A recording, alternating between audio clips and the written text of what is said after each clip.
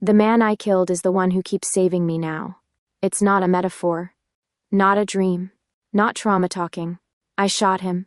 I watched him fall. Heard the thud of his body hitting the ground, the sharp gasp that didn't come again. Lucian was dead. But then there was fire, and broken glass, and the sound of metal screaming against asphalt, and his arms, pulling me out. It started like any ordinary Tuesday, except the part where I barely slept, kept the curtains drawn, and triple-checked the locks on my apartment door. A routine, really. My therapist calls it hypervigilance. I call it survival. By noon, the city heat had turned my apartment into a glass oven, but I didn't mind. I liked the stillness, the sterile hum of the air conditioner. I needed to believe I was alone. Then my phone rang. Blocked number. I didn't answer. Instead, I grabbed my keys, stepped into the sunlight, and drove like I could outrun something. Anything. Him. The highway was half empty. Miles of clean concrete and forgetfulness. Then, a blur. A car swerved into my lane. No time to react. My world tipped, metal twisted, glass shattered. I remember the weightlessness. Then, the heat. Smoke filled my lungs. My seatbelt locked. Blood ran down my forehead. Flames licked the dashboard. I couldn't breathe. Couldn't scream. But I heard him. Eve. His voice. Lucian's voice. And then, his hands. Strong. Steady. Real. He ripped the door open, pulled me free. I collapsed into him, my vision fading, and for a second I forgot to be afraid. I forgot he was dead. Then I blinked. He was gone. I woke up in the hospital with a mild concussion and 3 cracked ribs. Who brought me in? I asked the nurse. She blinked. Paramedics found you unconscious. Alone. No, I whispered. There was a man. He pulled me out. There was no one else at the scene, miss. Later, I checked the dashcam footage. Blank. Static. Even the security camera at the toll booth had nothing but interference. I sat in the waiting room, holding my ribs, watching the footage loop again and again. Nothing. Just the burning car. Just me, crawling out of the wreck. Alone. But I wasn't alone. I remember his breath on my neck. The press of his chest against my back as he shielded me. The warmth of his fingers around my wrist. Lucian, the man I killed. I staggered into the bathroom, locked the door, and stared at my reflection. Bruised, bloodied, alive. I leaned closer, and that's when I saw it, right there on my wrist. A smudge. A faint, familiar fingerprint in ash and soot. Lucian had held that wrist before. I'd felt his grip too many times not to know it. I scrubbed at it, but it stayed. And that's when the panic set in. My hands shook. My vision blurred. I dropped to the floor, hugging my knees to my chest, whispering over and over, "He's dead. He's dead. He's dead." But the truth whispered back, "If he's dead." Who was with me in the fire? The thing about seeing someone who's supposed to be dead is that your brain refuses to cooperate. It tries to reason, to rationalize. Maybe it was just a look-alike. Maybe I'm sleep-deprived, delusional. Maybe I want to see him. Except I don't. I don't want to see Lucian. So why do I keep looking for him? It started 2 days after the accident.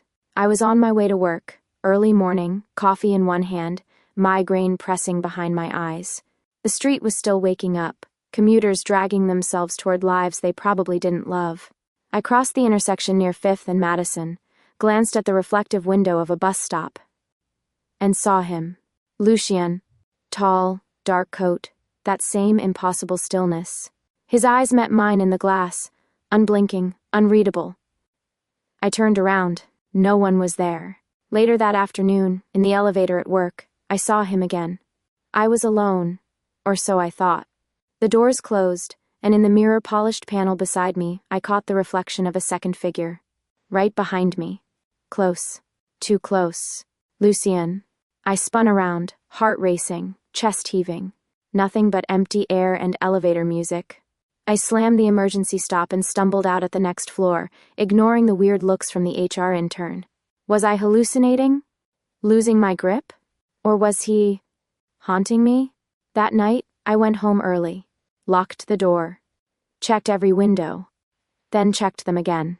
The apartment was quiet, save for the low hum of the fridge and the occasional creak of the pipes. I curled up on the couch, a blanket wrapped tight around me like armor. My body was still sore from the crash, but it wasn't the pain that kept me alert. It was the weight of eyes I couldn't see. Around 2 a.m. I heard it. Click. The doorknob turned. Once, twice. Then again, harder. I froze. My breath caught in my throat. Someone was trying to get in. I grabbed my phone with trembling hands, but before I could dial, a voice. Right outside the door. Deep. Familiar. Don't be afraid. I'm here.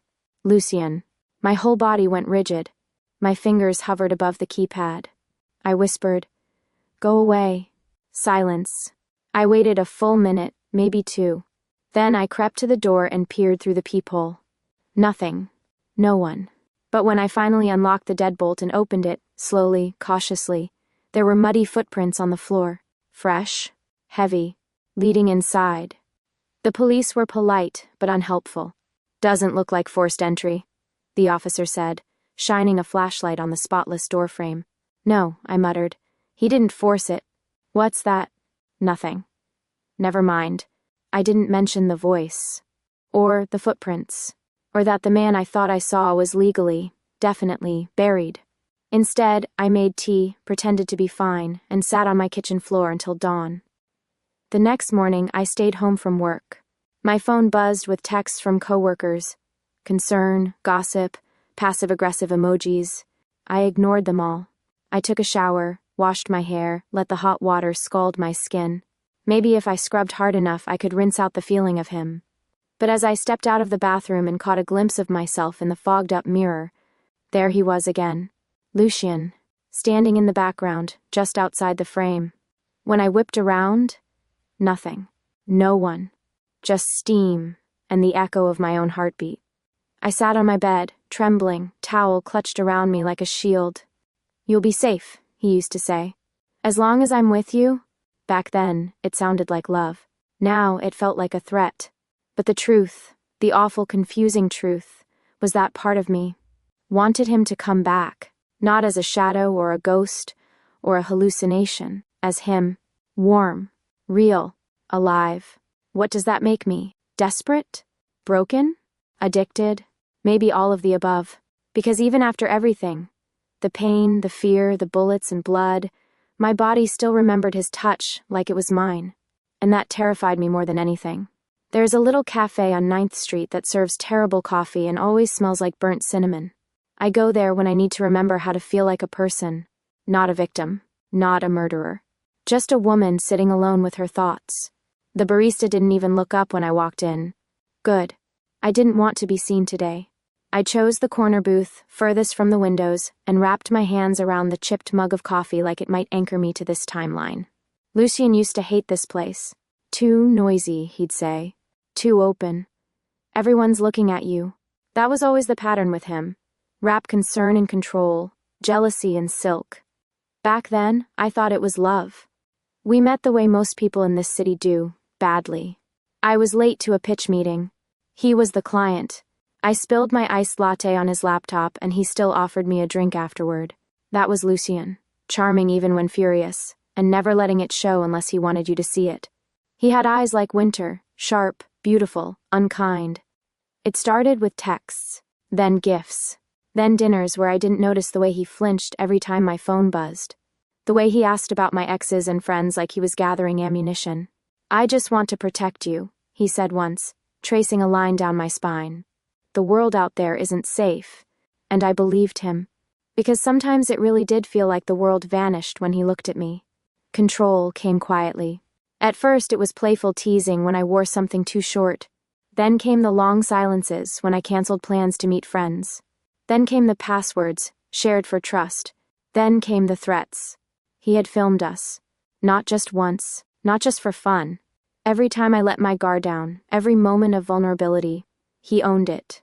"You'd destroy yourself if this got out," he said, smiling like he was doing me a favor. I didn't know how to leave, so I disappeared. I remember the apartment that night, my old one, on the east side. The lock was flimsy. I had changed the number, blocked him everywhere. Thought I had a week before he found me. It took him 3 days. He kicked the door in like it belonged to him.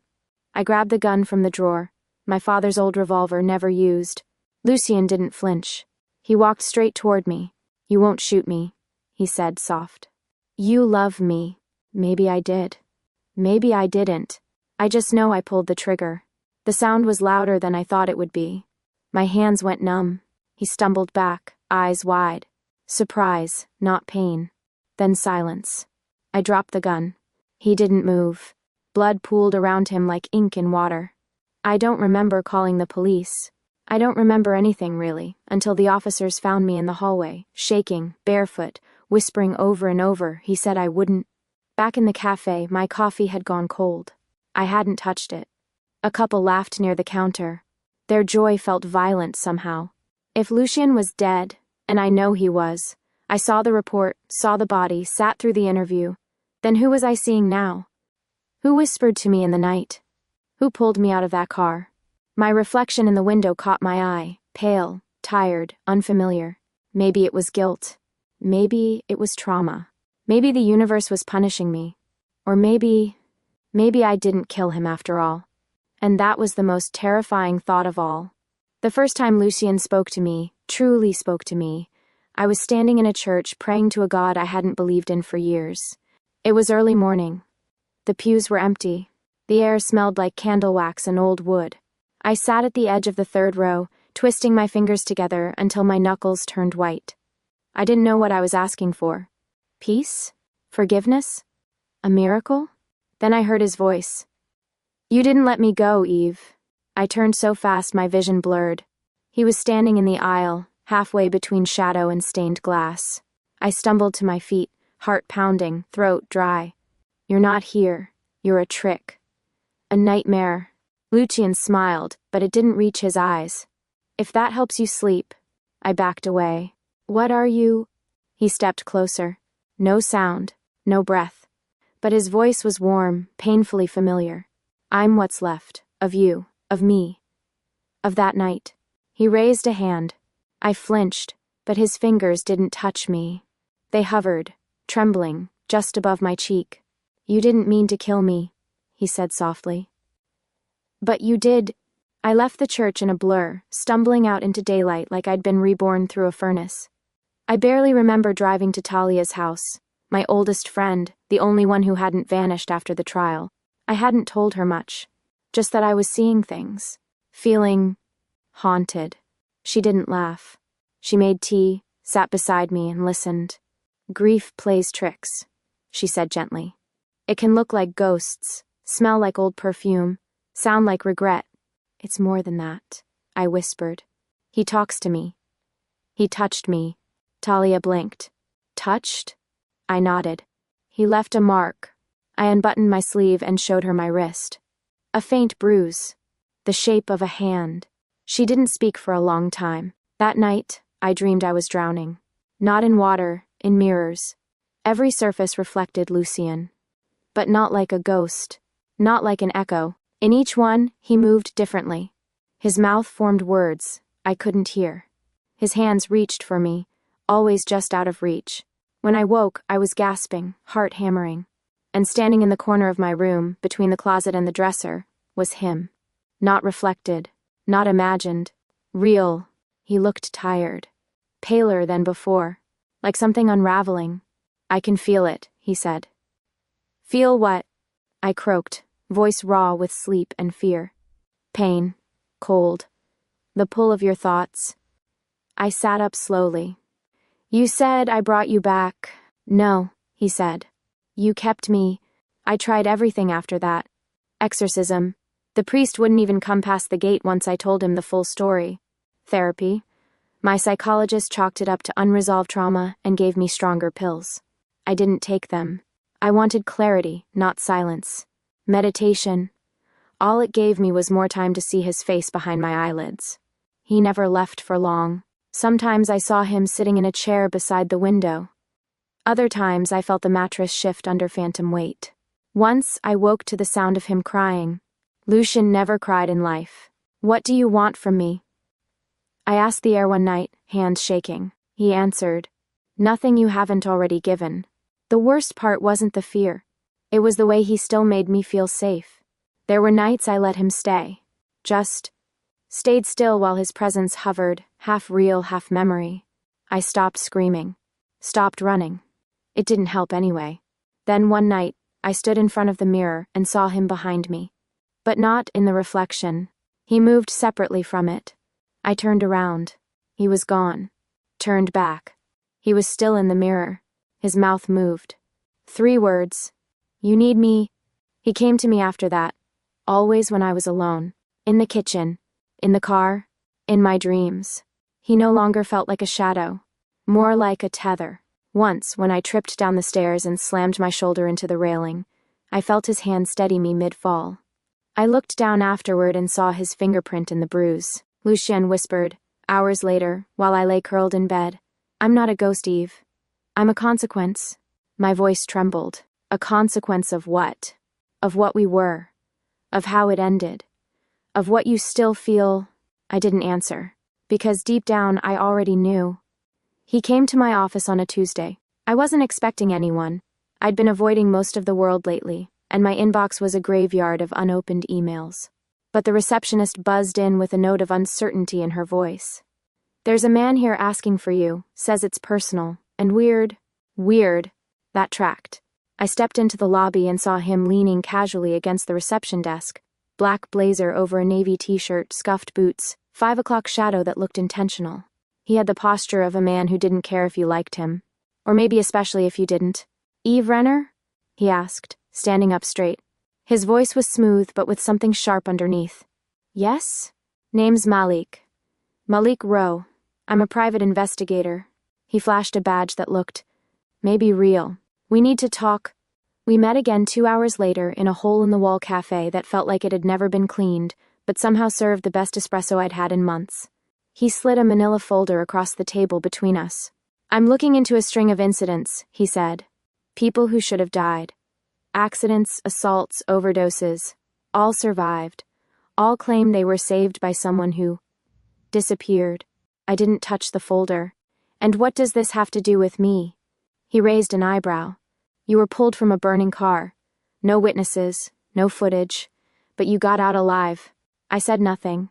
Malik leaned back, watching me. "Most people say they didn't see their rescuer clearly. But you did. Didn't you?" "I didn't say that. You didn't have to." He tapped the folder. "I looked at the toll booth footage from your accident. Found security cams from the nearby gas station, too. Do you want to know what's interesting?" I didn't. "Not really. There is someone with you," he said. "Just for a few frames. Shadowy figure, hard to make out. But every single time, his face is blurred.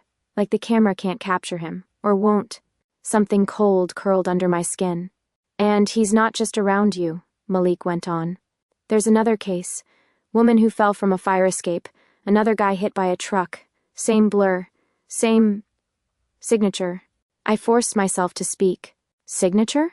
Malik smiled, but it wasn't friendly. "Energy, pattern, whatever you want to call it. Every time this thing shows up, the footage distorts in the same way, like reality's bending around him." I laughed.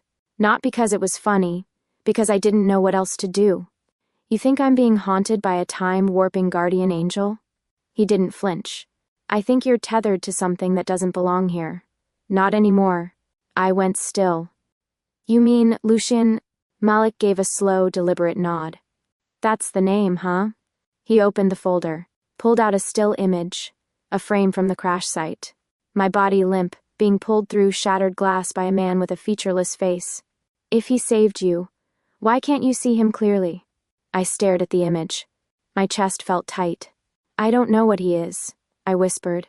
"But he talks to me. He touches things. He leaves marks." Malik's expression darkened. "Then he's more than a ghost.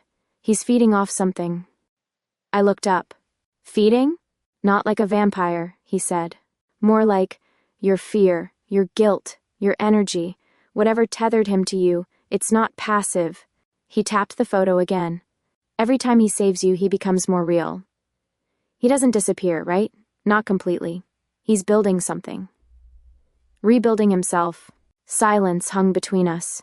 Then Malik leaned forward, lowering his voice. "Eve, I've seen things like this before. Not often, and never this strong. But it always comes down to one thing: unfinished emotion. Love, hate, grief, whatever it is, it's keeping the door open. I swallowed hard. What if I want him to stay? Malik didn't blink. Then he will. It happened in the alley behind my building. I'd been walking home from the pharmacy, late, tired, cold, when I heard footsteps that didn't belong to mine. I turned too slowly. He was already there. Not Lucian. Someone else. Tall, broad, a scar down the side of his neck. I recognized him from the photos Malik had shown me. A man named Ray Maddox, former client of Lucian's, known for debt collection and making people disappear. He smiled like it was personal. "Your dead boyfriend made a lot of enemies," he said, stepping closer. My breath caught. "You tried to break into my apartment. No point hiding anymore, sweetheart." He pulled something from his coat. A knife. "You should have stayed gone, like him." I ran. The alley twisted between buildings, sharp turns and puddles of streetlight. My lungs burned, ribs screaming from every step. He was gaining. I turned into a dead end. The chain-link fence ahead was too high, too slick with rain. I pressed my back to the wall, hands trembling, vision swimming. My heart pounded so loud I couldn't hear the city, only the echo of the man's voice. "End of the line." He raised the blade. I closed my eyes. And then the air cracked like thunder. Ray's body hit the wall with a sickening thud. He crumpled. Behind him, Lucian. He was panting, bleeding, very real. He fell to one knee, one hand pressed hard to his side. Dark red bloomed between his fingers. I dropped beside him. "You're hurt?" He gave a weak laugh. "That's new." I reached out, not thinking, and touched his chest. Warm, beating. His skin was slick with sweat, and when he leaned into me, I felt the weight of him. No longer a shadow. "You're solid," I whispered. He nodded, eyes glazed with pain. "Each time I save you, I stay longer. I feel more, hurt more." We made it to the roof. I don't remember how. My body moved on instinct, half carrying him, half dragging myself. The building's fire escape groaned under our weight. By the time we reached the top, the sky was spinning. I laid him down on the gravel, tearing off my jacket to press against the wound. Lucian hissed. "Stop pretending you don't care," he muttered. I froze. "I'm not." His hand found mine. His grip was weak, but steady. "This is what you wanted, isn't it?" he asked. "To have me like this, bleeding, human, yours." I couldn't speak, because it was true. And terrifying. "You're not supposed to feel pain," I said finally. "Not like this." He gave me a crooked smile. "I'm not supposed to exist at all." I stared at him. At the blood. The pulse in his throat. The way his chest rose and fell with shallow breaths. "You're not a ghost." "No." His voice was rough. "I'm something in between. But the more you need me, the more I become. That's not fair. It's not supposed to be." We sat there in silence. The city buzzed below us, unaware. Lucian's breathing slowed. He closed his eyes. And for a moment I thought I'd lost him again. But then he whispered, barely audible. "Eve, if you want to let me go, you can. I won't fight it. But be honest." His eyes opened, clear and piercing. "Do you want me to leave?" The question landed like a weight on my chest. I thought about everything, the fear, the obsession, the history I tried to bury and couldn't. And the fire, the hand that pulled me from it. I didn't answer. Not with words. I leaned in, pressing my forehead to his, my voice trembling. "I don't know how to want anything without you in it." The ambulance arrived minutes later. I told them I didn't know his name, that he'd saved me. Again, they didn't question it. They never do. The barn looked like it had been abandoned for decades. Sagging roof, rotted floorboards, and the kind of cold that settled in your bones. The air smelled of dust and something older. Forgotten things. Malik stood near the center, surrounded by symbols drawn in salt and ash. Candles flickered in a tight circle around the ritual space, their light pulsing like anxious heartbeats. He looked up as I stepped inside. "You ready?" "No," I said honestly. "But I'm here." He nodded. "That's enough." Lucian arrived without a sound. One moment, the barn was empty. The next, he was there, just outside the circle, watching me with that familiar stillness. His clothes were still stained with blood from the attack, but he stood straighter now. His presence was heavier, solid, almost alive. "Eve," he said softly. I didn't respond. My throat tightened as I stepped into the circle. Malik began to chant under his breath. Words I didn't recognize, low and rhythmic. The flame of each candle flickered in time with his voice, drawing a strange heat into the space. Lucian watched him, then me. "You don't have to do this," he said. "Yes, I do," I whispered. "I never wanted to stay," he continued. "But something in you held me." I looked down at my hands. "I didn't mean to." "I know," he said, "but it doesn't change the weight of it." He stepped closer to the edge of the circle. The light pushed back against him like a wall. "I'm not forgiven," he said, "but I'm not angry anymore. And I don't want to keep you here. I never did." "Then why did you?" His eyes softened. "Because you needed me."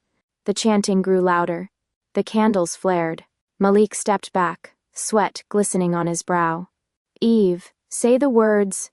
I hesitated. Lucian looked at me, no longer like a shadow or a memory or a monster. Just a man. Flawed, complicated, broken, like me. I swallowed hard. "I still love you," I said. Lucian's eyes widened. "But I won't die for you again." Silence. Then a smile. Small, sad. "I wouldn't ask you to." The wind rushed through the barn like a breath held too long. The light blazed, blinding.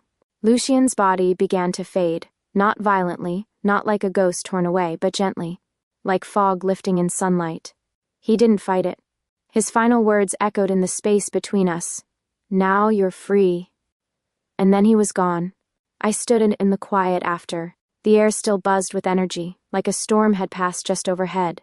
Malik began cleaning the salt lines, muttering to himself. I didn't move. I couldn't. Because I knew it was real. This time, he wasn't coming back. 6 months. That's how long it's been since I said goodbye to Lucian. Since the candles went out and the salt lines faded and the air in that old barn exhaled him into nothing. I moved after that. Sold the apartment, left the city, deleted the old files. Every trace of him. Of us. Now I live by the sea. A small apartment with peeling paint and mismatched furniture. The kind of place where nothing feels haunted unless you want it to be. I drink coffee on the balcony in the morning, barefoot. The ocean is always loud, always moving. I like the way it never stops to explain itself. I go days without thinking of him. Sometimes, other times, I still catch myself reaching for the other side of the bed. Hearing his voice in the hush between songs. Feeling a breath at my neck that the wind doesn't quite explain. There was a night not long ago when I fell asleep with the window open. I woke to the scent of salt and candle smoke, and for a second I swear I felt someone's hand brush mine. I didn't pull away. People ask if I've started dating again. I smile. Sometimes I lie. Sometimes I say, I'm not ready. But the truth is, I don't need to be with someone to feel whole. Not anymore. I don't need to be needed to exist. Lucian taught me that in the strangest, most twisted way. He stayed because I wouldn't let go. And now that he's gone, really gone, I've finally learned how to hold myself. I still see shadows sometimes. A flicker in the mirror. A whisper behind the waves. Maybe he's gone. Maybe not. But for the first time, I'm not afraid of him, or of myself.